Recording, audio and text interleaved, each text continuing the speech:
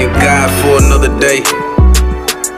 Hey, hey, I know we could be another way. Hey, pray. Thank God for another day. Hey, hey, I know we could be another way. Hey, yeah. Yo, it's your girl, Jessica S. Smith, and I am super excited about today's episode. But I have to tell y'all where y'all have entered. You have entered the safe space where influencers get to decompress, have fun, and just ask. I'm super excited. Desiree. Y'all might not can hear her, but I'm gonna sing the song because y'all like when I sing this song. Desiree, Desiree, Desiree, Desiree, Desiree, Desiree, Desiree. Hey, you said, see how you with it. Yes, we love Desiree. Desiree is not gonna be on the mic today, and y'all already know how I feel about it. But you know, the technology one day is gonna technology. And we are doing something different today, y'all. If you've been watching us, we have always done in-person interviews. But listen, the woman of God that is here on today, that is gracing our presence today during our mental health awareness series, she was worth it. She was worth the change. She was worth the stretching. And I know that what she's going to bring us today is going to be amazing. We have none other than the wonderful Sierra Hillsman. Woo! Hey y'all. Oh man, that was a beautiful introduction. All glory to God for real. All glory to God. You, ma'am, let me tell you, you are it, okay? You are it. And so if you would, I've been allowing the mental health professionals to properly introduce themselves because you know we gotta have a bougie moment in the series or episode. So this is the bougie moment that we have, Sierra. That's hilarious. Hi everyone. My name is Sierra Hillsman. I'm a licensed psychotherapist. I'm licensed in both the states of Georgia and Maryland. I am the owner of Legacy Speaks and also the owner of 13 Wellness Collective. My specialties include life transitions, work-life harmony. My passion is the working professional. So individuals who find themselves stressed out at work, trying to figure out how do I navigate my personal life as I grow. So helping individuals overcome career stress so that they can amplify their success, do coaching, also do training and development, and you know, ministry. I love God. I'm a woman who loves God. And you know, we talked about this before. It doesn't always have to be so deep. We appreciate the revelation, but I love equipping people with the practical things of God. So yeah. Most definitely. And you're very practical, even in like just looking at, well, if someone was to just look at your platform and just um take a moment, those minute reels do a lot. Like your minute reels hit. Like it's like, hold up, let me pause. I gotta rewind that because she didn't hit me with one or two and it kind of almost knocked me out. So I am super excited to have you here because I got some questions. I got questions for me and hopefully help the people. But if y'all can tell, we twinning. Unapologetically promotion. Listen, fun fact, y'all. I've had this shirt since I think it was 2018 or 2019. Yeah. And everybody asked me about this sweatshirt. Yeah. And to have you on here for me is very a God full circle moment because I gotta thank you for just being so positive and thank you for living this out loud, like living Legacy Speaks out loud because in a time where I got this, I was not okay. Like I got this sweatshirt. I saw it on Latoya. I saw it on her, and I was like, "Hey, where did you get that from?" She sent me the website. Okay, she sent me the website, and I said, you know what, I'm gonna get this, and this has been like this is one of my favorite. You can see it in other episodes too. Like this is one of my favorite sweatshirts.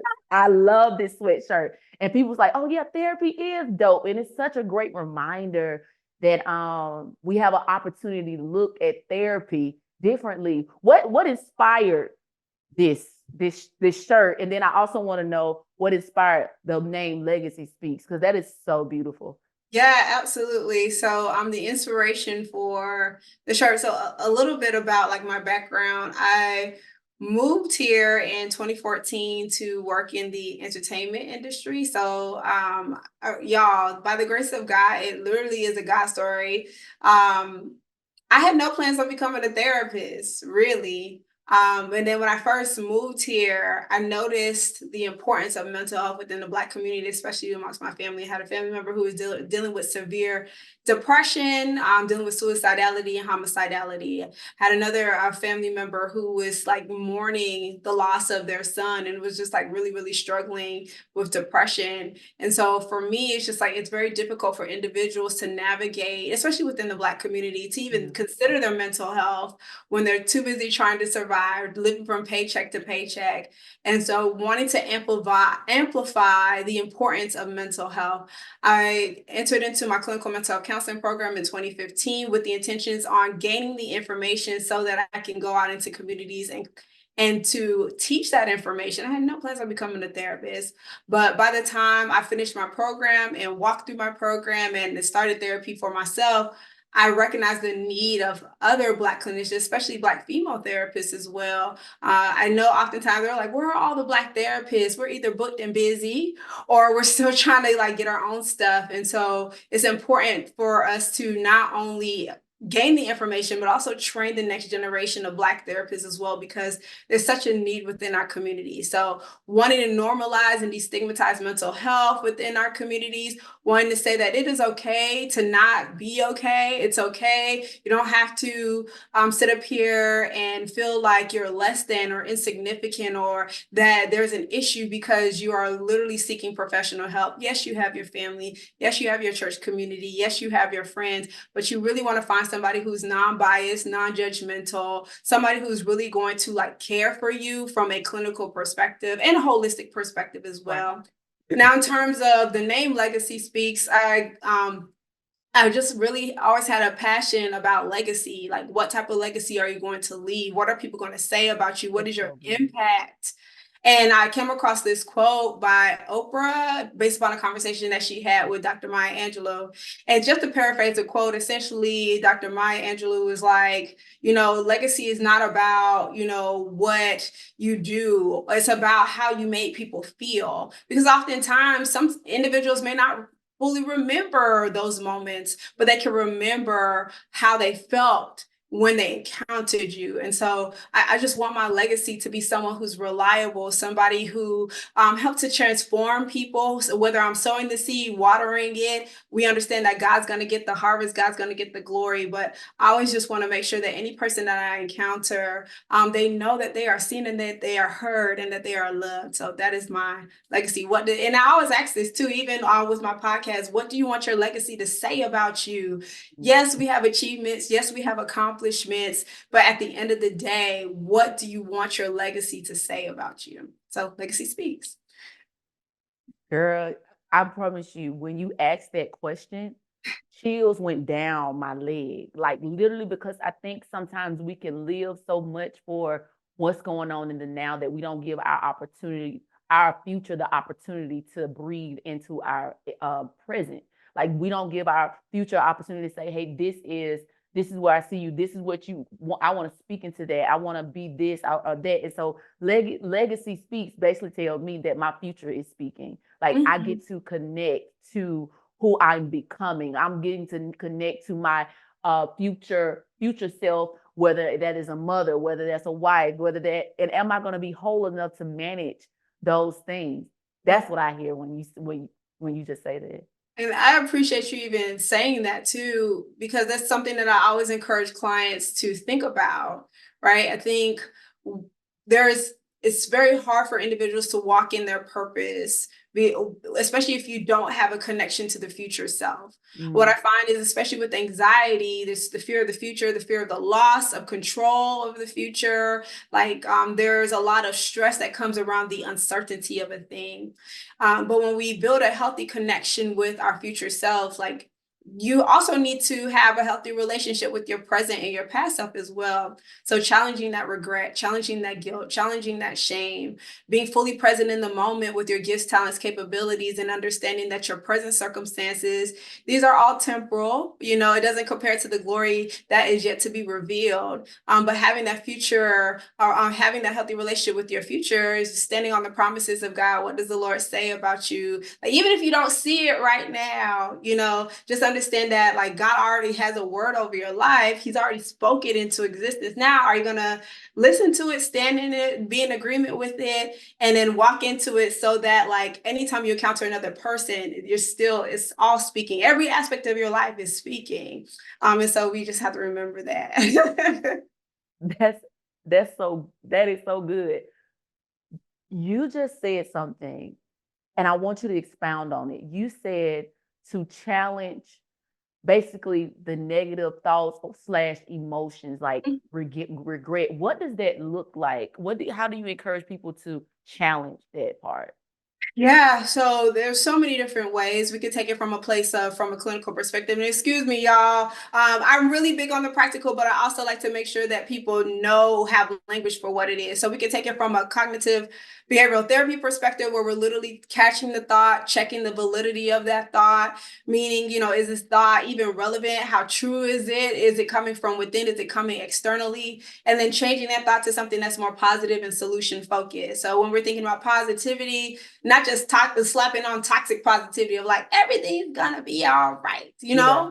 Acknowledge the thing for what it is, and then figure out how can we redirect it in a way that's going to get you closer to your goal. So we can take it from the CBT perspective.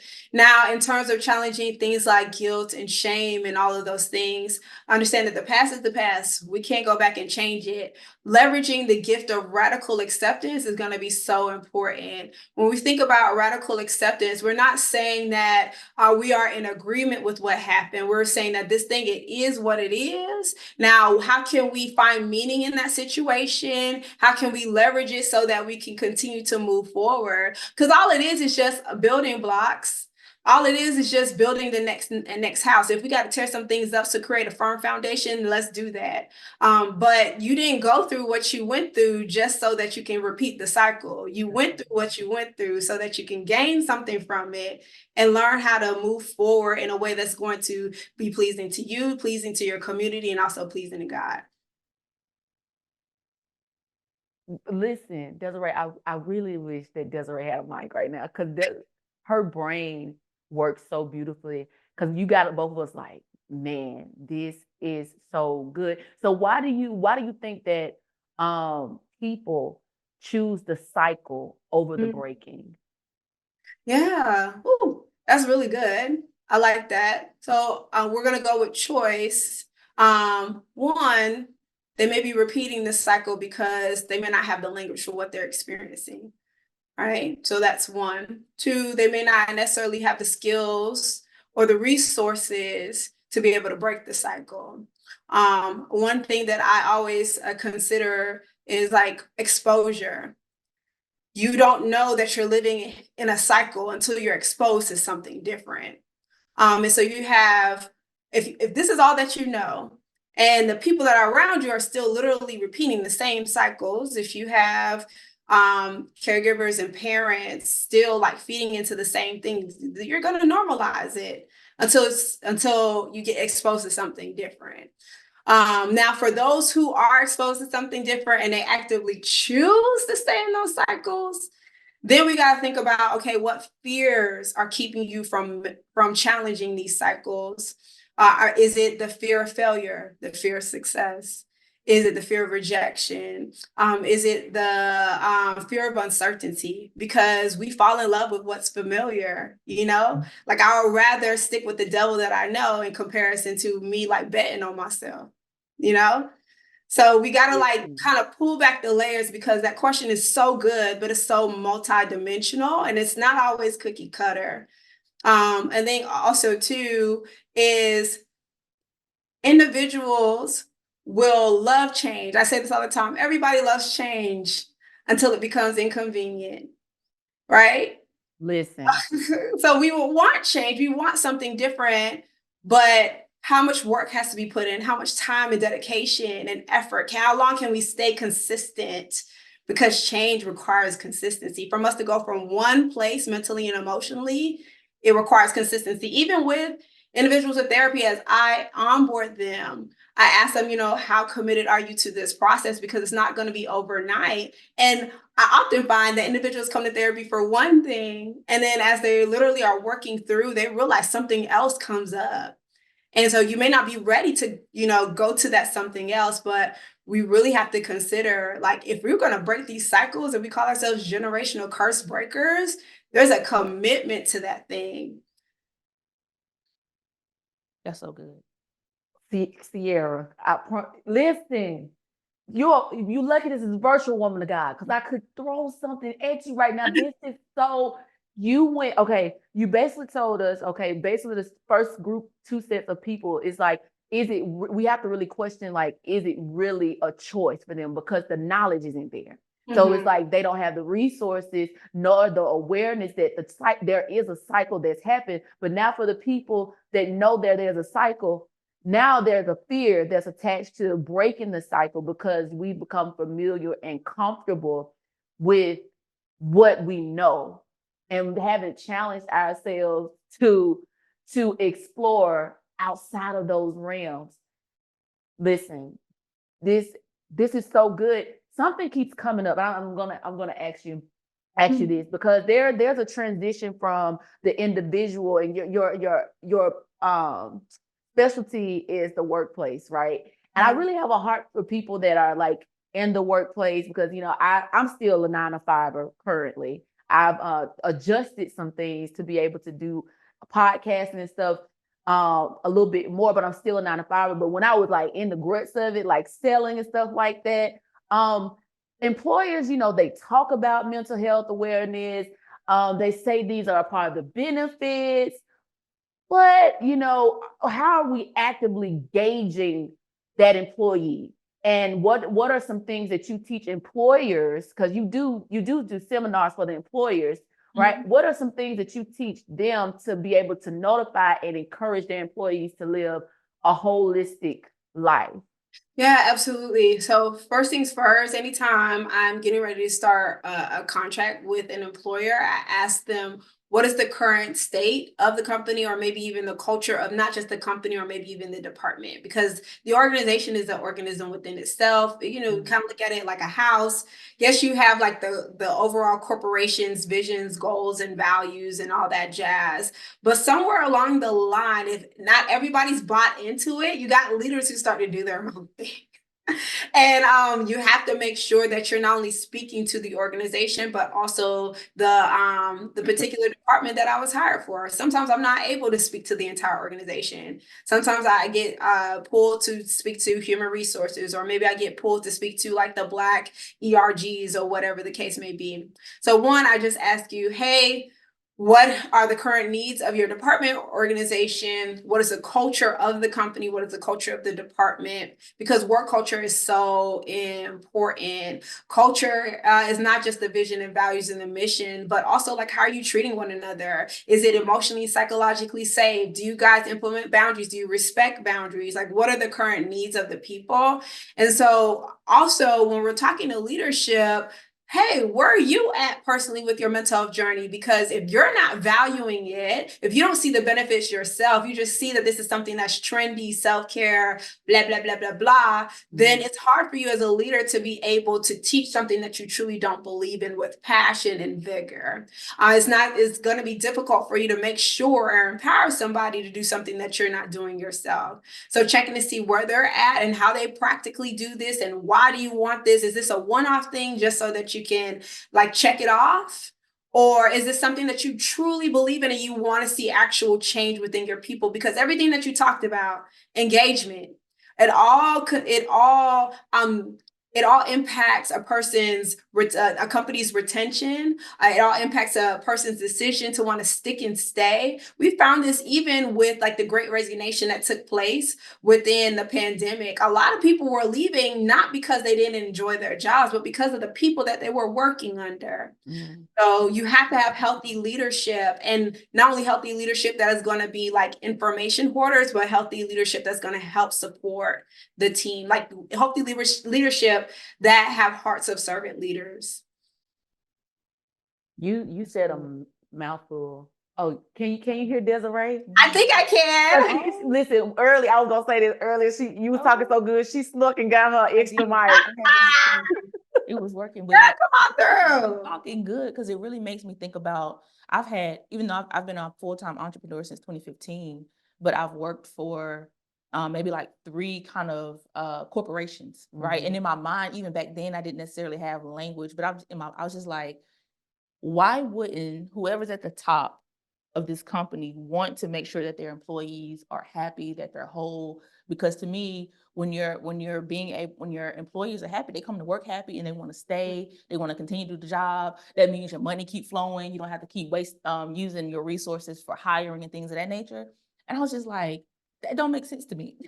Like, it just don't make sense to run a company and have people to work for you and you not care about their mental state, you not care about their full well-being. Because I'm like, if they're working for me, I want to keep them happy if they're making my money. But you know what? Some people, when we get so caught up in the now, that's why I love the whole legacy speaks thing. Yeah. Because if I'm legacy focused, then I have balance enough to understand that what I do now affects impacts my legacy, and therefore the people that are connected to me now, that they need to be well-rounded. And so I think that there is an opportunity, and you can speak on this as well, Sierra, that there's an opportunity for leaders to have leader vision. Like, I think that there's something that is maybe, I was about to say wrong, but the better word is maybe there's an opportunity to teach people how to see beyond. Is that something that you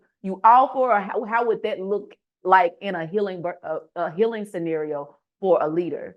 Yeah, absolutely. So one-on-one coaching, making sure that they're professionally developed as well. Ultimately, what you talked about is like teaching the leader to see beyond. So like the CEO mentality of it all, right? I think also we have to consider what are the plans and goals of the leaders of the organization, because if they're trying to build a business with the goal to sell the business, they don't care.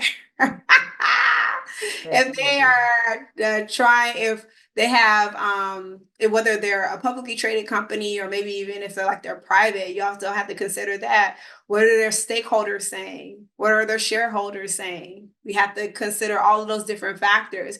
Does the owner of the company actually own the company 100%? That's the other thing to consider too, because when you got other people taking pieces of the pie, they don't make full decisions. Sometimes they're ruled by the almighty dollar. So we got to consider that too.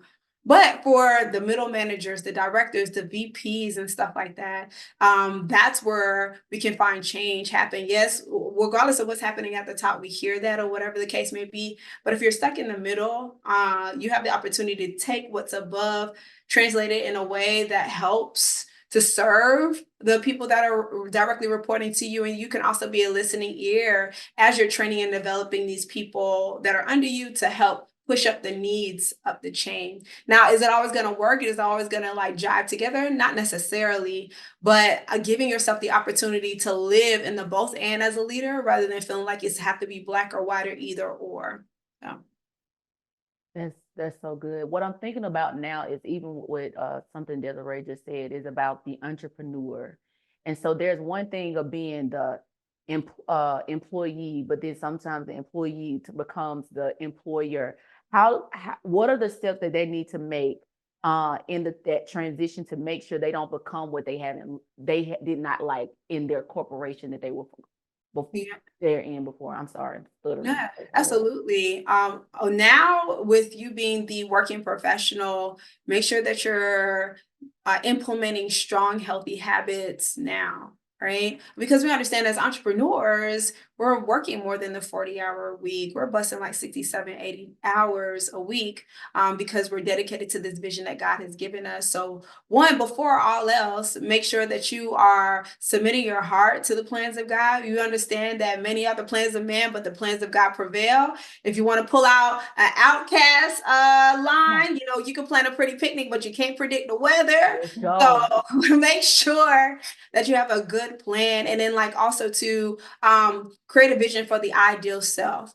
What do you want your entrepreneurship journey to look like? What do you want your business to look like? And then like practically look at that thing and then be honest with yourself. I know we talked about radical acceptance, but we also got to talk about relentless honesty because sometimes we can be a little delulu, you know?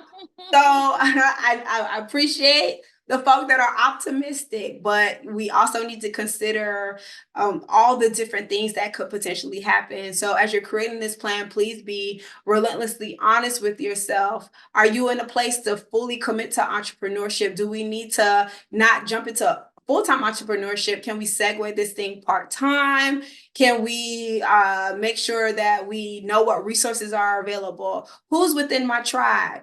Like, who can I lean on when this thing gets rough? Do I have a church community? Do I have healthy friends who will pour into me and have reciprocal relationships? If I'm a parent, do I have family who can assist when I can't pick up my kids on time? You know, who is that instrumental and emotional support? The reason why I like to go into that too, when we're talking about social support, there's two types. Instrumental means these individuals who help us from a practical, tangible space. When I can't do something, will you be able to step in for me? Or if I say that I'm going through something, will you be able to like have the emotional intelligence to step in? So that can look like, okay, if I'm having a sick day, will somebody like DoorDash you some chicken noodle soup? Or if you are too busy trying to box up product for a client, will somebody be able to take the kids out to a park and assist? Then you have emotional support. These are individuals who will provide a listening ear. Your presence is a gift. They'll give you a hug, all that jazz. So there are so many different things to consider as you're transitioning from becoming a full-time individual to like entrepreneurship. Don't feel like you got to jump the gun overnight. If depending on your lifestyle and the goals that you have, see if you could break this thing down in phases. You're talking so good. I got like 5 questions at the same time. Like that, Sierra, like I'm so serious. I'm trying to. I was like, okay, calm your brain down. Mind you, I'm like, I got a lot going on. But I'm like, calm your brain down because when we talk about this topic, like you said, we can go so far into it. But something I think that you said that was so important was about the two different support. So you said emotional support and instrumental support. Instrumental support. So when you think about emotional support and instrumental support, I'm gonna talk about me because I know I got probably a lot of me's that listen to this podcast. Okay. And so it might help somebody. So with me, I have had to learn the reception of support. How do we not? I think you talked about this before. I think I was looking at something. You might have something about this. Actually, it was on one of your reels. About feeling guilty about certain things. I think your specific one that you was talking about saying feeling guilty about saying no. What about the guilt about reaching out for help? What do I do with that? That's really good. So one, dismantle the idea that you're a burden. I think a lot of people don't reach out for help because they feel like they are a burden. And I hear this a lot. Well, everybody got their own stuff going on. They're going through something, and it's like, we are all going through something collectively, but there are people that God has specifically appointed in your life who truly care about you. So they may not be able to drop everything within an instant, but if you give them enough time, they can make the necessary adjustments to meet your needs.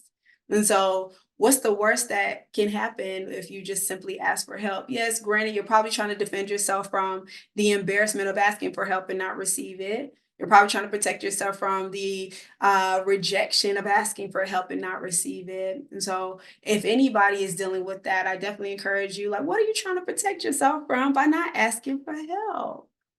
That's it. Take that muzzle off your mouth and ask for help. you know? So why did she just come for my neck like this? I mean, like, I'm like, hold on, wait. For sure. This is not a session. She did when she hit a trigger when she said burden, right?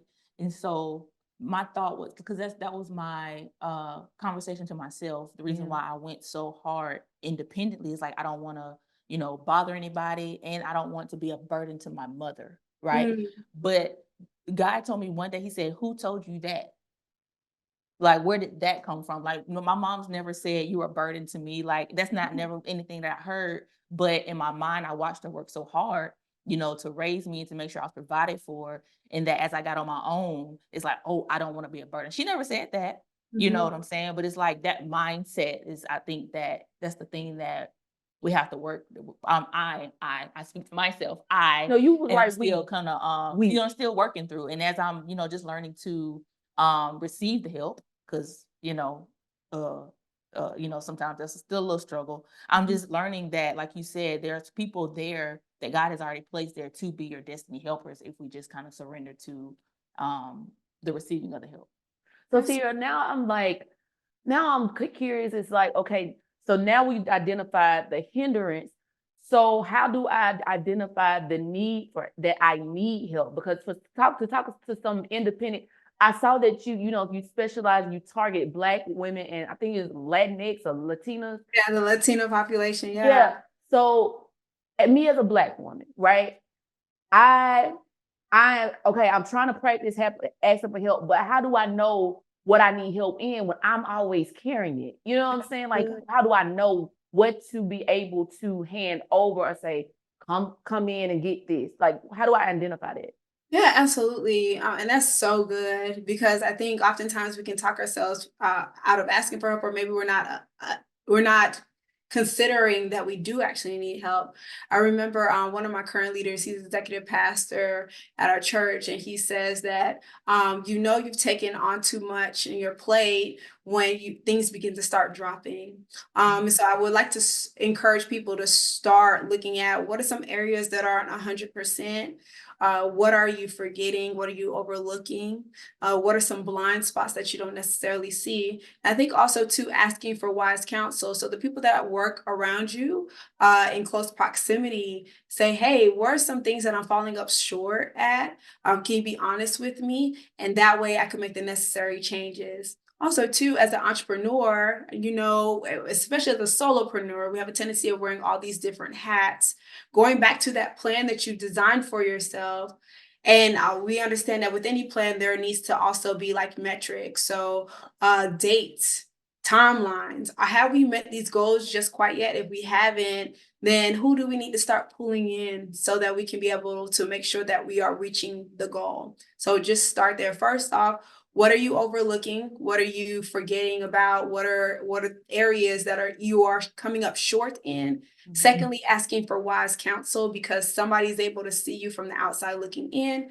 And thirdly, look at your plan that you set for yourself. Have you met the mark quite yet? No. Okay, who do we need to start pulling in, or what resources can be automated if necessary? That is so good. I'm gonna say, I don't care if y'all podcast people mad because I keep saying this is good. Listen, it's hitting me first, okay? It's hitting me first. So you keep talking about a plan, and I saw something where you offered, I think, a wellness plan. Is that what it is? Can you talk about that and why? What is it, and why is it important? Yeah, so Revive and Thrive stress mastery program, but then I also do Revive and Thrive like one-on-one wellness plan. So essentially we sit down, we talk about your goals for wellness, and then we also talk about one of those particular goals, and then we strategize, create a strategy plan around that. That can look like looking at your relationship with time. That can look like your current relationships. That can look like, where do you want to be in your career, but also where do you want to be within your family? So we're going to sit down and strategize, and then it's your responsibility to walk that thing out. Now, if you're like, hey, we create this plan and I still want to work with you, then I transition you into our stress mastery program. I'm sorry if you hear my dog. It's okay, I don't hear, but Oh, I was about to say, because she got a little turned up. She hurts. She heard something. You just okay. So I'm scared to ask another question because she gonna come for me, and I'm like, I don't. But think about like you're asking the question for the audience. So if the I am, but it's like it's hitting me first, and they can see it. That's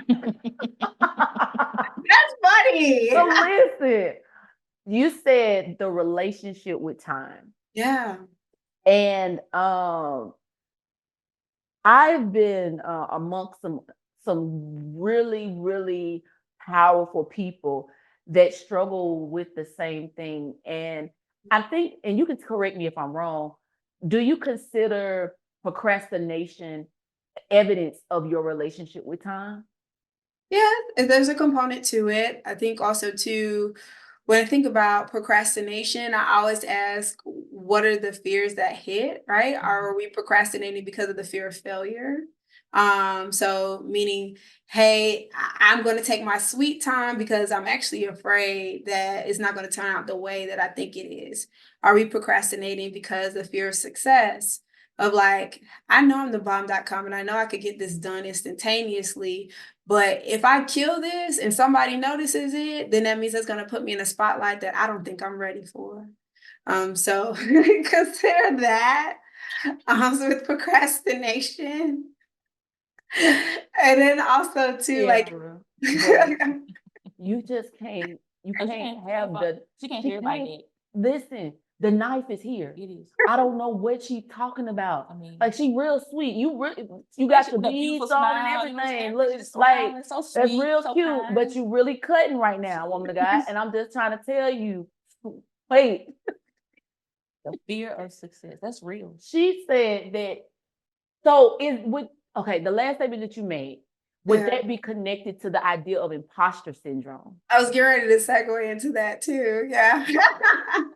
Yeah.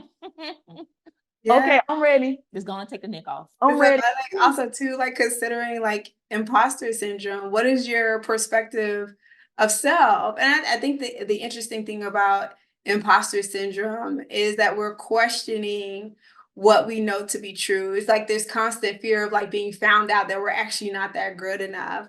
But I think we have to challenge that, understanding that like if you are placed in this room, you're placed in this room for a reason. And I think also too, stop putting the pressure on yourself to carry yourself. You know, if we're the children of God, you know, the Lord is going to equip you. If you are spirit filled with the Holy Spirit, you know, just trust the fact that the indwelling of the Holy Spirit is just going to come forward, you know. So stop putting the pressure on you. It's not by power, not by might, but by your spirit. Like, trust in the Spirit of God. You're just a vessel, you know. God will position you and place you where you need to be. So if you're talking about that I am statement, you know, I am that I am, we're creating the image of God. So you're trying to say that the God that you serve is an imposter? What are we doing? What are we doing here? What are we doing? So. Close your mouth, Jessica.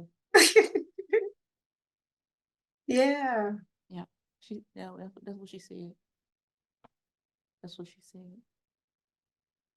What am I supposed to say after that? Well, I wasn't ready for. You just said, because I identify as an imposter. I think that's my story. That journeys down to the fact that you say, okay, we don't serve an imposter, so how can you be one? Well, Sierra, you getting my neck today.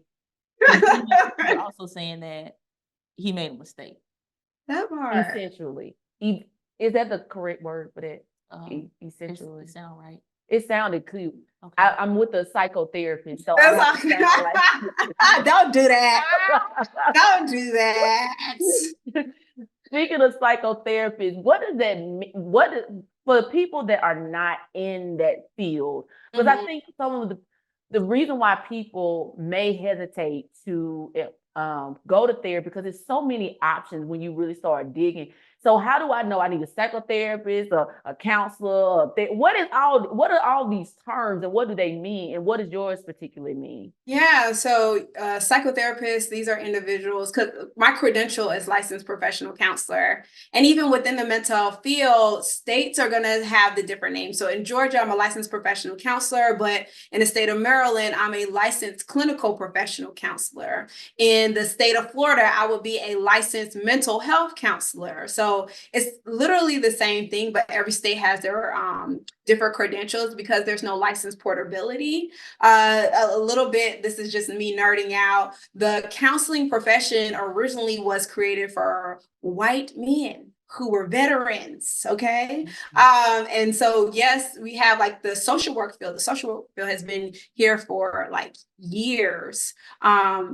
Our profession as licensed therapists or licensed professional counselors, we didn't start arising until like the time of war, like World War I, maybe World War II, or maybe a little bit earlier than that. Please don't quote me on that. But it was essentially for white men who needed career planning and literally had come home from war. And then over time, the field began to grow and transform. And then we started not just focusing on like the counseling realm. Our focus more as counselors are like increasing functionality. So are you able to do your activities of daily living? Can we make sure that you are able to get a job and actually function on that job? Who are you holistically? And then what resources can we begin to tie in? I know I love all mental health professionals, but I remember when I first entered into the field, it was very territorial. Social workers were like, no, we got this on lock. Professional counselors were like, no, we got this on lock. Psychiatrists were like, don't you dare come up here. And psychologists were like, we do X, Y, and Z. But at the end of the day, we do all serve from a place of like psychotherapy. Let me take that back.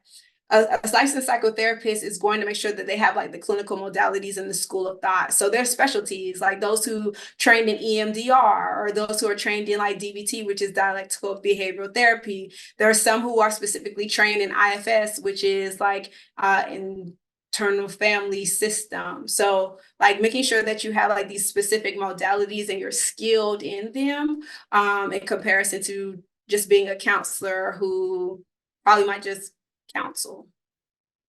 That's good. I think that was the word, especially when you go back to the history. I think sometimes we can miss the opportunity to know the root of a thing. Mm-hmm. And what you just stated was very eye-opening and almost makes sense to your first statement when you said that you saw a lack of Black faces in the realm of the therapeutic realm. And so what do you think hinders our community from moving forward to being able to help our community heal?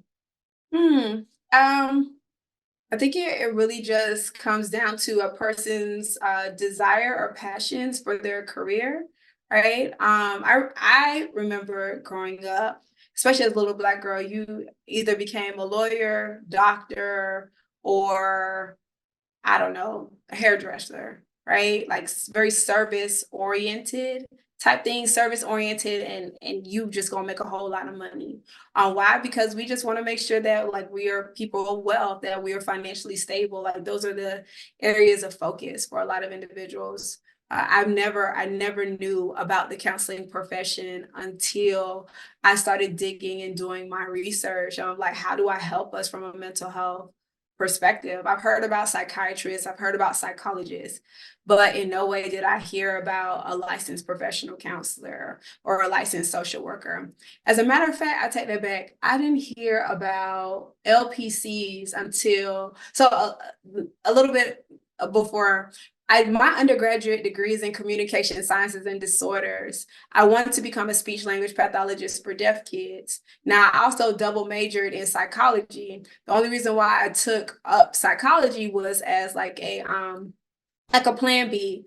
I remember I took a course in psychology. You know, you have like your prerequisites, and the lady was just like, if just in case this doesn't work out, make sure that you have a psychology degree, because companies and organizations will hire you with a psychology degree over a business major. That's what she said. So I was like, all right, bet, just in case this doesn't work out for me. Let me have that. And then I started volunteering at the VA, the Veterans Administration in Tampa. And I just started learning about how to be able to meet the needs of that population from a speech therapy perspective.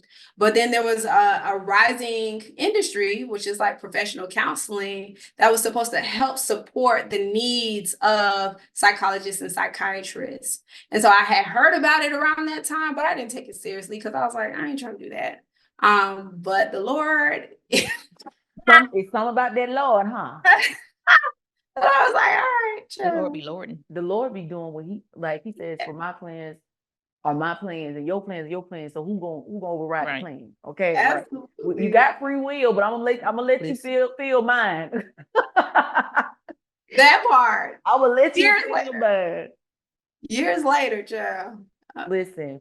So one of the other things I know about you, or I'm aware about you, is that I think it says that you're an anger management Yeah. professional. How does that tie in with the professional development? What does that look like?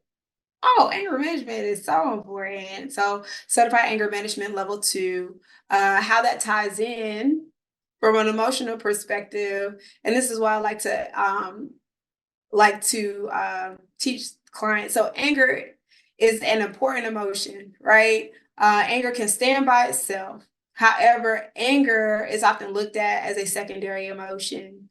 We can manifest anger, but underneath that thing, there are other emotions. We become angry, or we showcase anger because we may feel like we're disrespected, or maybe we may feel like we're betrayed, or maybe we feel like we're alone or misunderstood.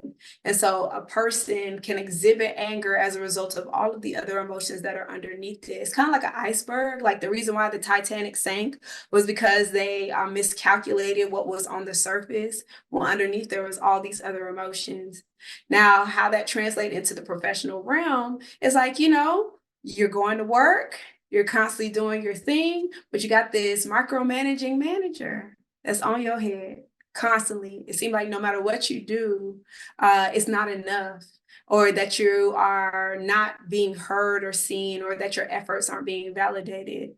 And then all of a sudden you turn around and get this one email that just burned your soul, and you get the going off.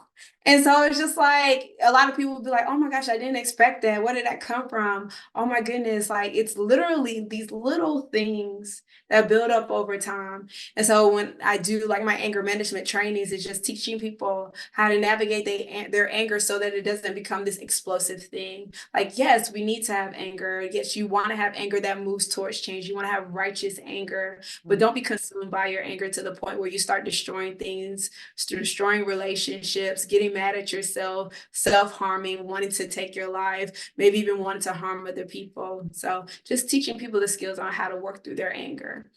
That's good. So my imagination is running right now. So what thought process is like, okay, so you teach somebody how to manage their anger. Do they transcribe those same skills or translate those same skills to other emotions, or do they just choose another emotion to lean on because they've chosen to negate their anger? Well, it really just depends as you're walking through the process and you start to see all these other emotions that may come up. Like, for example, you're feeling betrayed or you're in this place of offense, right? Like, so now we understand what is the root cause. Let's start to mitigate that. Let's kind of dive into what is contributing to this. What I find is usually a person might have had an experience in the past, whether it be in childhood or maybe even adolescence, that has yet to be resolved, which is like perpetuating the anger. And so when that shows up in adulthood, because it hasn't been resolved, you're kind of like having this counter-transference experience. Like, this is reminding me of something that's happened to me previously before. And so helping people to like work through that as well. That's good. That's good. I'm pausing, right? I'm gonna tell you why I'm pausing. It's okay. Because I'm thinking of something that I probably need to get over. And me bringing that question up and your answer to it made me think of an opportunity that I did not, and it was nothing but God. Let's go ahead. I'm not saying like I'm so like upset about it that it was detrimental to my life because I am where I am right now. Thank God for that. But I think about how employers look at your emotional, I don't know if it's considered intelligence or management skills, to where like, okay. So I'm just gonna tell you a little bit of what happened and then you'll see where I'm coming from, okay? So there was I had went out for this position, right? I went out for this job to get promoted and I didn't get it. And when I got my feedback, one of the first things they said to me was, that they remembered like an emotional moment that I had and I trusted them with the emotional moment. And then it's almost like the conversation made me, see, so I'm trying to figure out like, okay, am I not able to be human at work? Or am I? So I think for the people that are like, okay, I can manage it, but how long do I manage it before you get or before you see it? If you see it, whose responsibility is it to like cover me? Because I know I had a moment. I know I had a human moment. That's so good. Okay. Holy Spirit. All right. So first and foremost, I hate the fact that she weaponized your emotions against you. I don't like that. One, and I also want to affirm you in this moment. This was a person that you trusted with this particular situation, but because of her lack of stewardship and she did not know how to handle you in that season, I just declare and decree that you will be healed in Jesus' name emotionally because that was not right. That was not right. So there we go. But yes, for the individual who knows that they are very much in tune with their emotions, I definitely encourage you to look at this concept called the wise mind. So the wise mind allows us to look at ourselves from these three different vantage points: emotional mind, the reasonable mind, and the wise mind. So there's individuals who have a tendency of being more emotion oriented. So you guys are fully aware of your emotions. You give yourself permission to feel your emotions. Sometimes though, because of that, that leads to impulsivity or making decisions without fully thinking. On the flip side, you have those individuals who are more logically minded. So you act on the practical, tangible facts. You really just only want to focus on what is the real truth, black and white. That's beautiful too. On the flip side, though, that causes you to be very cold, very distant, very well calculated. You just completely put your feelings in the back seat. As a matter of fact, your feelings are left in the garage and you just kind of keep it moving. But the goal is to find a beautiful harmony or a marriage where you allow yourself to be human, because that's what our emotions are. Our emotions give us the opportunity to be fully human, but our logic insulates those emotions to help us to be able to make sound decisions.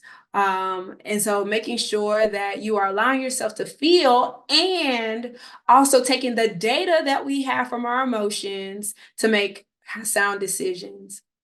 Now, in terms of navigating your emotions within the workplace, this is something that we are often struggling with. Remember, we had that conversation about work culture. Right. You as an individual, as you become an employee, you got to understand the landscape of your work environment. Look at the people that are in there and who are the people who are over it. If you find that they're super calculated, that they are more reason-minded, then you already know that these individuals may not be able to have the capacity to be able to tend to you in your place of need.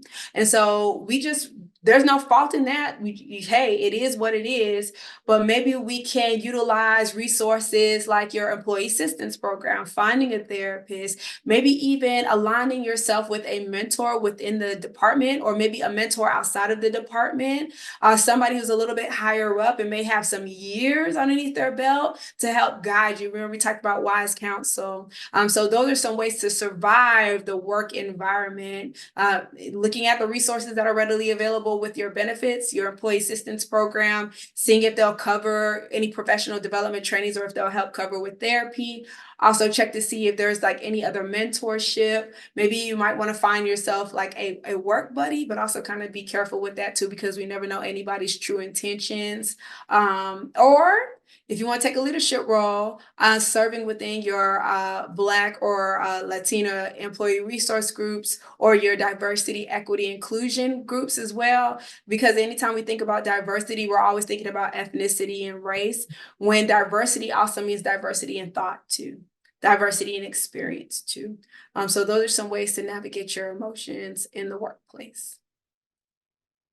That was I don't know about y'all, but they helped me out real good. Okay, because I'm still in the workplace. Okay, not the same workplace, and I've forgiven that person. It just I think it was just like I think it made me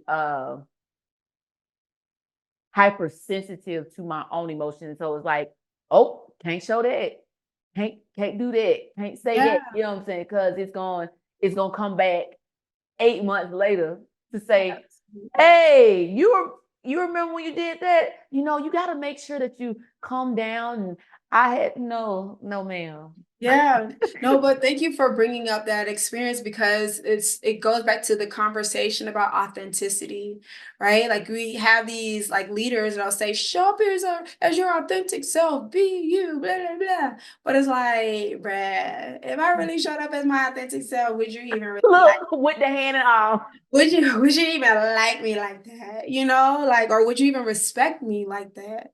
Would you still allow me to be fully human and still be able to lead you, or would you disqualify me based upon my authenticity? And so we often with a Black and a women of color, we just like, no, I'm just gonna show up, be quiet, do what I gotta do, and keep it moving. And that's a great disadvantage, because they see that as us not being a team player, that sees us as like not wanting to be fully engaged. But no, I'm just trying to protect myself from the rest of y'all. I'm kind, I'm nice if you come up to me and talk to me, but I'm not starting conversations because I don't know how this is going to turn out. And so it's this constant place of survival. So thank you so much for bringing that up, because that's something that a lot of us deal with in the workplace, being scared to show up as our authentic self, because you might judge us, or you might use that against us. Yeah. And some people like are not in the space where to know that we confirmed or affirmed that's a real thing. Yeah. Like it's so many of us not in the higher places. Like we see all these people that are like on social media and they're doing well and like, oh, the first Black woman doing this and the Latinas doing this and da da da. And it's like it's so few of us that are in those spaces. And when it's time for us to go to those places, we don't know necessarily how the protocol, if you want to say, to manage that without being known as the witch of the department. The angry Black woman, of the department. And I think that how do we console each other there without making it a competition on where we're navigating to? Yeah, I think one, honoring the beauty in one another. So what I often find too is that like you got to deal with your own insecurities before you start to get into connection with other people. I think it's important for individuals to be fully aware of themselves, or at least like have a degree of a level of awareness to see what's keeping them from connecting with other women from a healthy place. I think also too, just giving people the benefit of the doubt first, and then also seeing to what degree are you willing to invite this person in? Like, like give them breadcrumbs, give them small things and see how that works too. I think also too, dismantling the idea that Black women or like women of color cannot work collaboratively together. I think that's like an age-old belief, and we have to challenge that. And I think also too, is learning to connect from a genuine place. Yeah, you can't be genuine with other people if you're not genuine with yourself. So that's on period. Dear, I feel like I got so many questions, but I don't want to wear you out because I like you oily. Oh, amen. Yeah, you oily, and it makes sense for you to be where you are. I normally ask my guests if there was a final thought, something that we didn't go over, and that you would like people to know. If they didn't hear anything else out of this conversation, what would you want to leave them with? Let me rest with that. I think I would like to go back to like the concept of like imposter syndrome, right? I know we talked about how ultimately that statement, I am, like I really want people to understand that you are literally created in the image of God, and there is no mistake. There's no mistake. I know we've done mistakes because we're human, but literally we can take things that we've experienced, find meaning in it, and then find ways to help other people. Like even with this particular episode, right? The fact that you guys, both of you guys, were willing to remain transparent and vulnerable.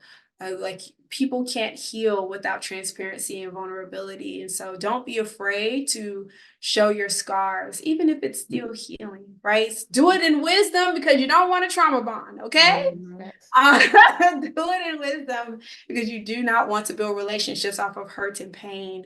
But we can build communities by telling one another's stories. Like even as being a part of the African diaspora, there are a lot of things that have been able to be passed down through storytelling. Let's get back to like connecting over the stories that we can tell one another, stories of hope, stories of joy, stories of peace.